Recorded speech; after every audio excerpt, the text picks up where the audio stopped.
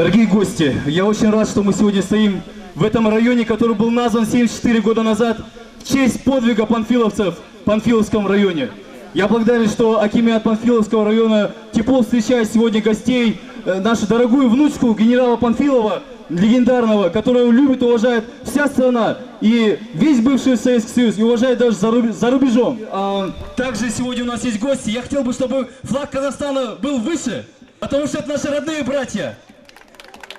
75 лет назад казахстанцы и кыргызстанцы вместе твердо стояли под Москвой, так и сегодня, в канун 22 июня 75-й годовщины начала Великой Отечественной войны, мы сегодня стоим, чтобы вспомнить наших предков, и чтобы никогда не забывать о них, и чтобы быть вместе, дружно. Я надеюсь, что все эти границы сотрутся, что наш народ будет вместе, как были казах, кыргыз, биртуган.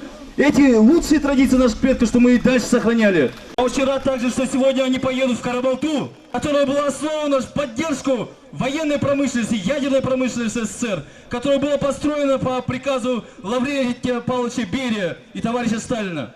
И у нас там будет сегодня свеча памяти вместе с нашими казахскими друзьями. Я очень благодарен всем жителям села Панфиловское, Панфиловского района, который здесь находится, и также представителям посольства Российской Федерации. И всем важным, каждому кыргызстанцу и казахстанцу, который здесь находится, низкий поклон. Спасибо большое.